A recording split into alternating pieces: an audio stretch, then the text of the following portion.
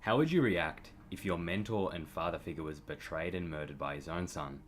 Your family was hunted down and killed, and you were sold off as a slave, and eventually you found yourself here, in all likelihood about to walk out to your own death as a gladiator. I think a surprisingly high amount of us would react like this guy. So combating this, there's actually a philosophy and approach to life which calls us to tame our emotions and approach things rationally, reducing our likelihood of reacting this way.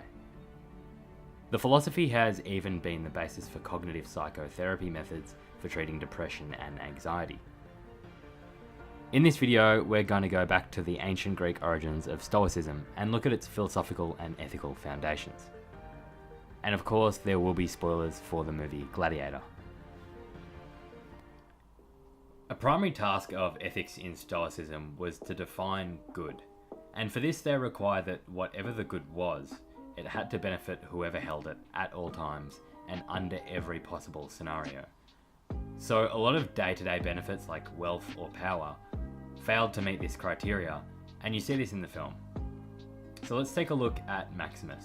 In Gladiator, he's the protagonist. And for Maximus, he had the rank and power of a Roman army general. And when he was appointed to be the new emperor of Rome, he fell victim to a failed assassination attempt, and his whole family was murdered. Not only was this in spite of his growing power and influence, but it was directly because of it. The Stoics acknowledged the failure of things like power, fame, and health as being good in and of themselves, and they categorized things like these as indifference. They weren't saying they were good or bad, just more that they were inconsequential to whatever happened to be truly good. And this is because there are imaginable scenarios where these things could fail to benefit you. So the Stoics arrived on the idea that the good had to be found internally with positive characteristics or virtues, like courage or wisdom. The idea behind this was that in no imaginable instance can virtues like courage be a bad thing. For example, if you saw a school on fire and ran in to save a class full of children, even if you burned alive while saving multiple children, the exercise of courage in that instance was of benefit to you. This goes against the sentiment of our culture now, but back in ancient Greece, with the emphasis they placed on virtue in their ethical beliefs, this wasn't a radical position to hold. And the film actually reflects this emphasis the Stoics placed on virtue by introducing characters as good or bad, by directly highlighting either their strongest virtues or their strongest vices. With the character of Maximus, we're introduced to him almost immediately as a character with the virtues of piety, duty, and dignity. And he doesn't really have a significant character arc throughout the film. His ability to uphold duty is questioned, but he just proves by the end of the film that there was no real reason to question this quality of his. I mean, he proves his sense of duty by dying for his country. And in opposition to Maximus is Commodus, Aurelius' son. And early on in the film it's made explicit that Aurelius taught him a few virtues. Listing the 4 chief virtues: wisdom, justice, fortitude, and temperance. In the film it's actually implied that he has none of these, but he acknowledges that, and to compensate, he says he has a few other virtues, which are ambition, courage, and devotion. But pretty quickly we come to see that his ambition is really just the vice of greed. And he says he has courage, but we barely see him step foot on the battlefield, and it's even implied that he avoids battle. He also says he has devotion to his family and father, but literally a minute later we see him kill his father. To reiterate, to the Stoics the ultimate good was to be virtuous, and these virtues are generally things like honor, courage, honesty, and justice. So it's pretty apparent that the film represents the good through virtue and the bad through vice. And this is in line with the foundation of Stoicism, which holds that the good has to consist in virtue. Now we understand the Stoics' view on the good, we can better understand how they viewed happiness. To the Stoics, the good and happiness weren't distant concepts. If the good was whatever was virtuous, then happiness to them consisted in the exercise of the virtues. In fact, the active use of these virtues was the only real requirement to live a happy life. This probably seems like an impractical way to live for a few reasons. It may be impractical because, firstly, it seems to ignore our natural desire for things like our own safety, which might prevent us from exercising courage and saving the children in the burning classroom.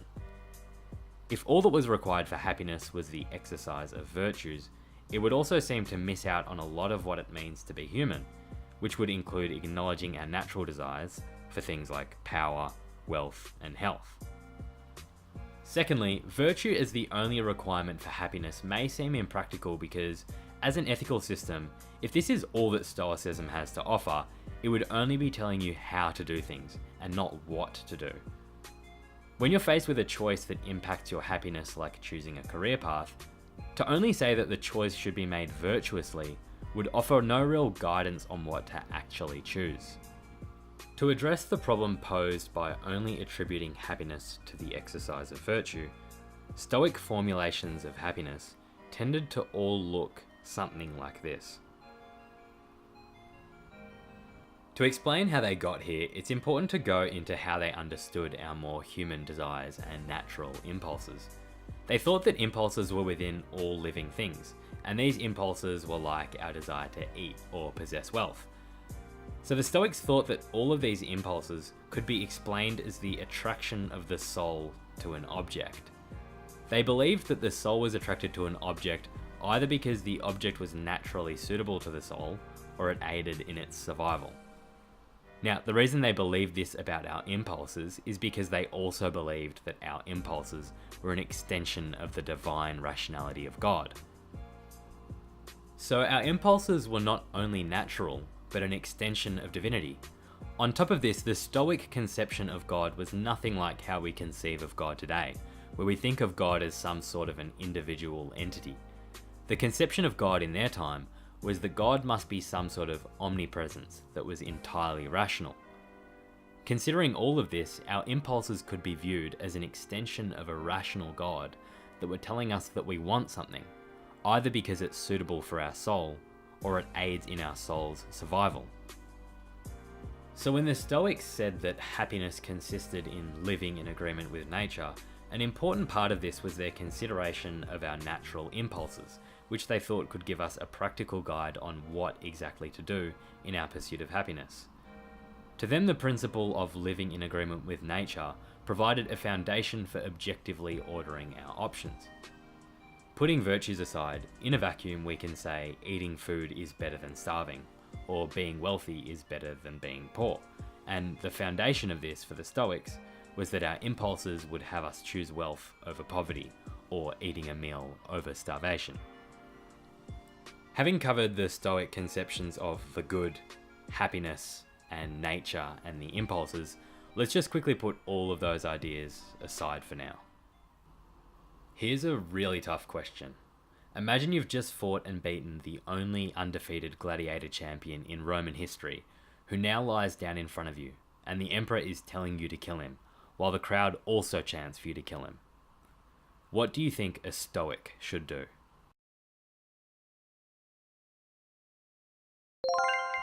Alright, so that's not a totally satisfying answer, but the Stoics had a reason why this would be most in line with their philosophy.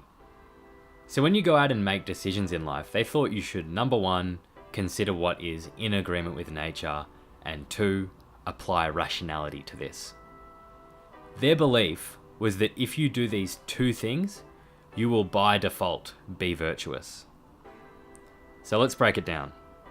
So in front of you is the option to either kill or not kill, and for both of these options, Stoicism would have you consider which aspects of these choices are in line with nature. And then considering all of this, the application of rationality should lead you to a virtuous decision.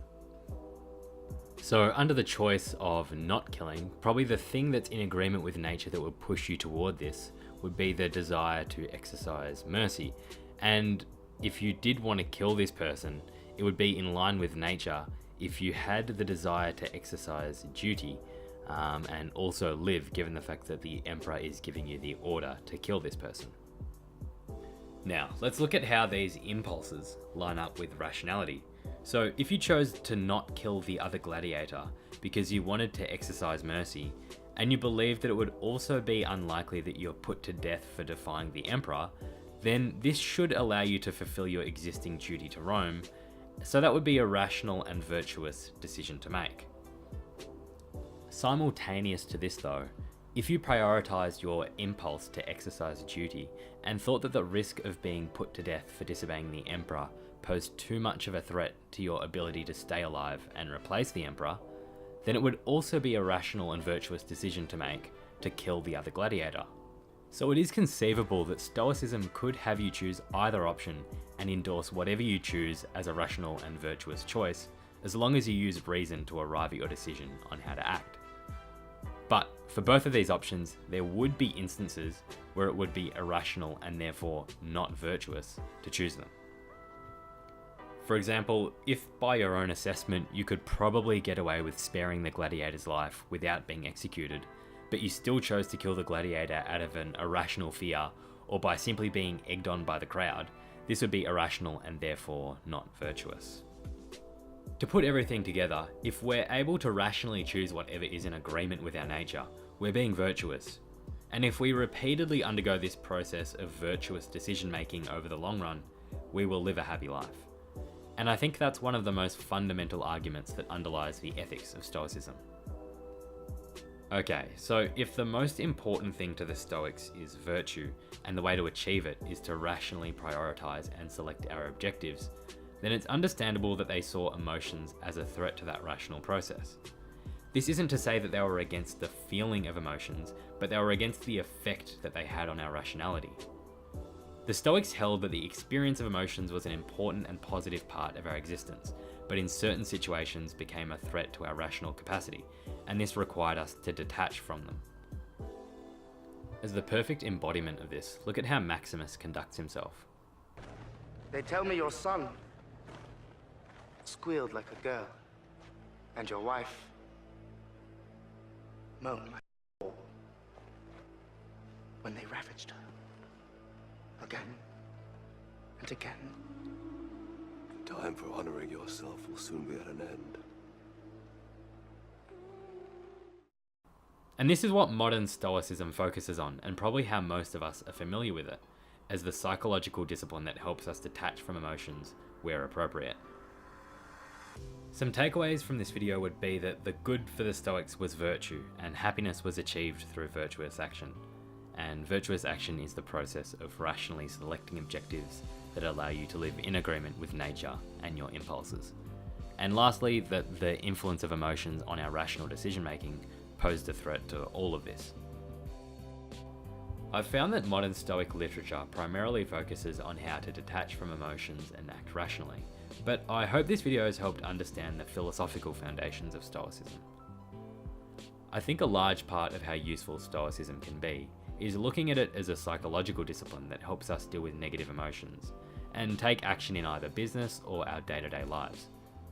But I think the underlying philosophy of Stoicism elevates it to a framework that can help us become more virtuous and rational people that live happier lives.